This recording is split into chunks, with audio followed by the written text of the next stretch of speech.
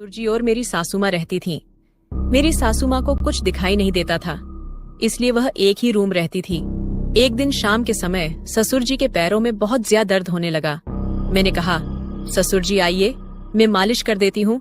नहीं बहू, मैं बिल्कुल ठीक हूँ। ससुर जी चलो ना, मैं तुम्हारे पैरों की मालिश कर देती हूँ। ठीक है बहू, मुझे अपने रूम में ले चलो, वहाँ कर देना मालिश। मैंने ससुर जी को हाथ पकड़कर सहारा देते हुए उनके रूम में ले गई। उनकी पैरों की मालिश की।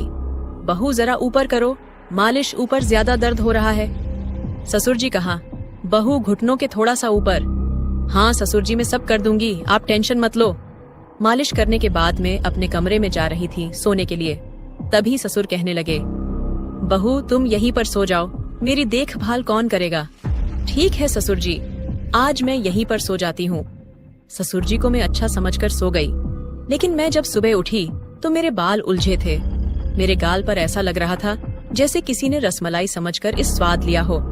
मैंने मेरे ससुर को देखा तो वह गहरी नींद में सोए थे। मैं उनके पास गई और कहा, ससुर जी देखो ना, मेरी तरफ में इतनी बदल कैसे गई हूँ। यहाँ कोई आया था क्या? नहीं बहू, यहाँ तो कोई भी नहीं आया, दरवाजा तो अंदर से बंद था।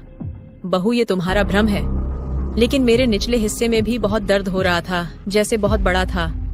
ससुर जी बात मेरी नहीं है, मेरे निचले खजाने के मजे किसी ने लिए ऐसा लग रहा है। लेकिन बहू यहाँ तो मेरे सिवा कोई नहीं था। मैं भला अपनी बहू के साथ ये सब कैसे कर सकता हूँ? मुझे पता है ससुर जी तुम बहुत अच्छे हो, लेकिन मैंने ससुर को बिना बताए एक कैमरा लगा कर रखा था सोने से पहले। मुझसे चले भी नहीं जा रहा था, लेकिन मैं किसी तरह अपने रूम में गई और फिर कैमरा चेक करने लगी। कैमरा चेक करने के बाद मैं चौंक गई, क्योंकि रात के करीब एक ससुर जी मेरे पास आकर मेरे खजाने को खोलकर मजा ले रहे थे। ये सब देखकर मुझसे रहा नहीं गया। मैं ससुर जी के पास गई। ससुर जी उस समय सोए थे। मैंने कहा, ससुर जी जरा उठी तो ये क्या है? मैंने उनको कमरे में जो सब कुछ हुआ वह दिखाया। ससुर जी अगर आपको यह सब कुछ करना ही था तो मुझे बता देते, मैं तैयार थी। ऐसे बिना बोले करने से क्या फायदा? वह मुझे लगा कि तुम यह सब कुछ करने के लिए तैयार नहीं होगी। तुमको तो पता है कि तेरी सासू माँ देख नहीं सकती हैं, उनके साथ ऐसा करना ठीक नहीं है। मैं जानती हूँ ससुर जी आपका क्या हाल है।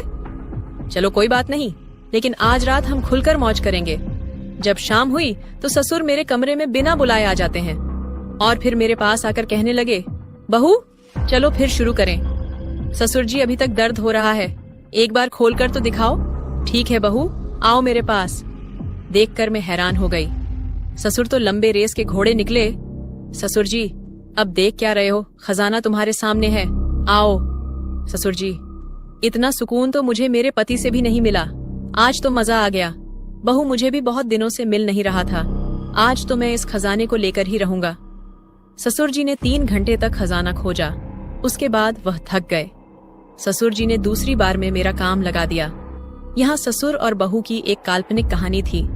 इसका उद्देश्य किसी को उत्तेजित करता बिल्कुल भी